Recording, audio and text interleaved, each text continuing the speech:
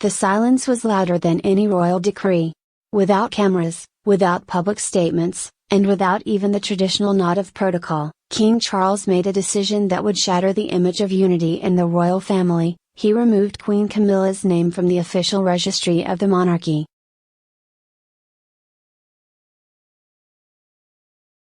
It wasn't just symbolic. It was absolute. She would no longer be addressed as Her Majesty, no longer reside in royal quarters, and no longer represent the crown in any capacity.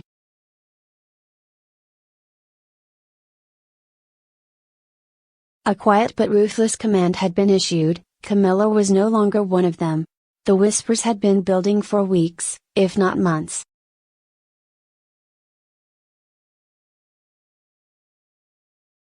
Something was off.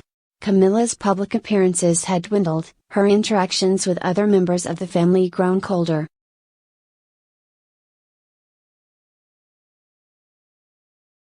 She smiled, but the smile never reached her eyes. Then came the leaks. At first, they were minor, snippets of private conversations, subtle policy shifts.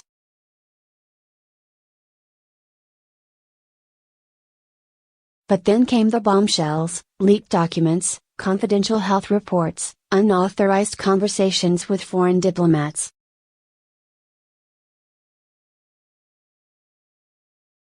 The press had a field day. The palace scrambled. But inside those ancient walls, suspicion took root.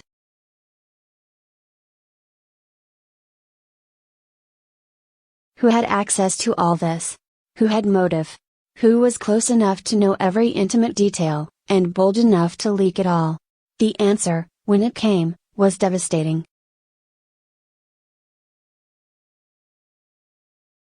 A voice recording, just 31 seconds long, was the final straw. It wasn't polished, it wasn't clear, but the voice was unmistakable.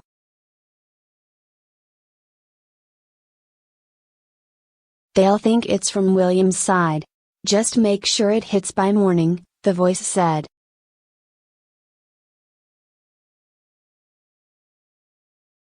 Calm. Calculated. Camilla. The tape was delivered to King Charles in a crimson folder, personally handed over by a trusted senior aide.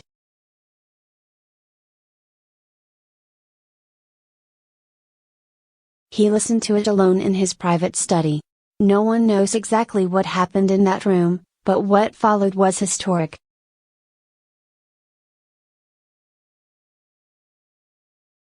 Without summoning Camilla, without even a word of confrontation, Charles ordered the royal registrar to strike her title.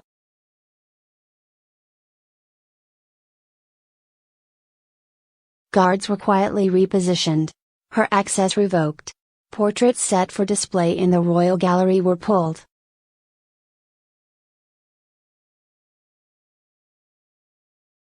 Within 24 hours, Camilla was moved to a guest residence.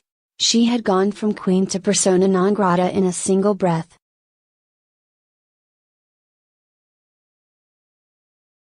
Behind the scenes, it was brutal.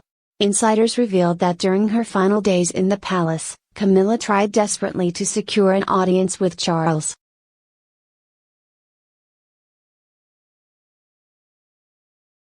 She waited outside his door for over an hour. When he finally emerged, he didn't stop.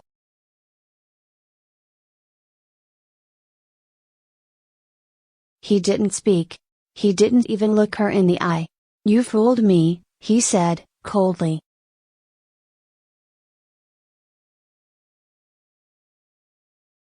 But not again. And with that, he walked past the woman who had stood beside him for decades.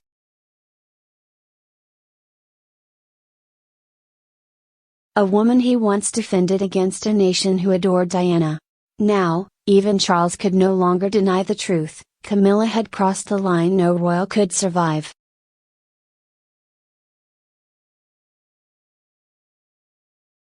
Prince William, long rumored to have a strained relationship with his stepmother, reportedly told aides, "This isn't about vengeance.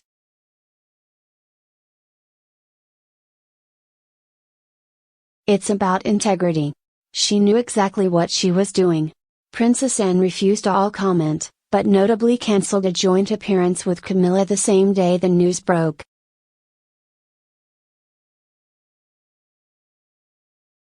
Even Prince Edward, ever diplomatic, was overheard telling staff, "We built the walls high for a reason."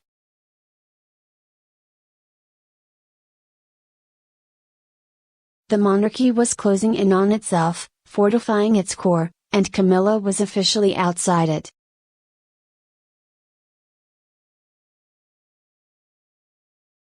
The public's reaction was swift and divided. Some sympathized, insisting that the leaks were being pinned on her unfairly.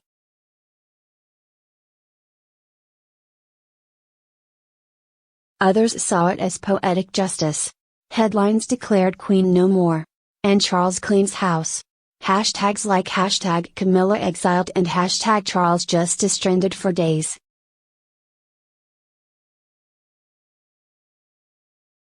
And through it all, Buckingham Palace maintained its chilling silence. No official statement.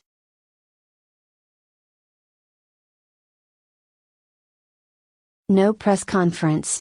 Just the quiet removal of every trace of Camilla's royal presence.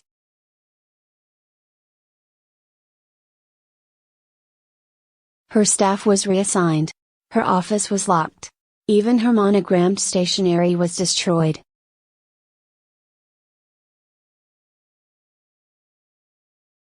She had been erased. Not by scandalous trial. Not by public shaming. But by one man's ink and centuries of power.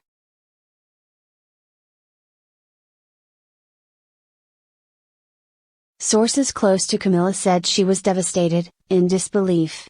She thought he would protect her no matter what, one aide whispered.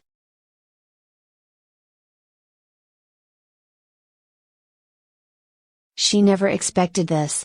She retreated to her country estate in Wiltshire, surrounded by lawyers and longtime confidants.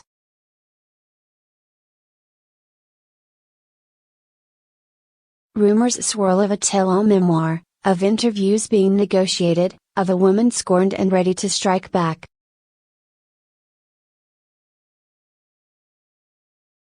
But for now, she remains silent, mirroring the monarchy that cast her out.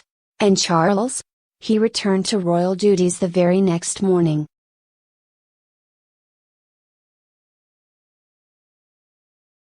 Stern-faced. Focused. When asked by a journalist about the Queen Consort's absence, he simply replied, "There is no Queen Consort."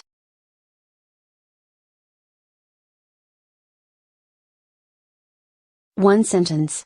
One kingdom. A clean break. What remains now is a monarchy once again at war with its own secrets.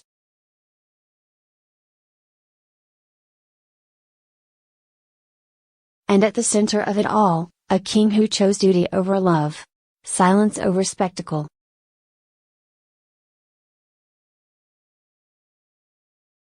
And exile over forgiveness.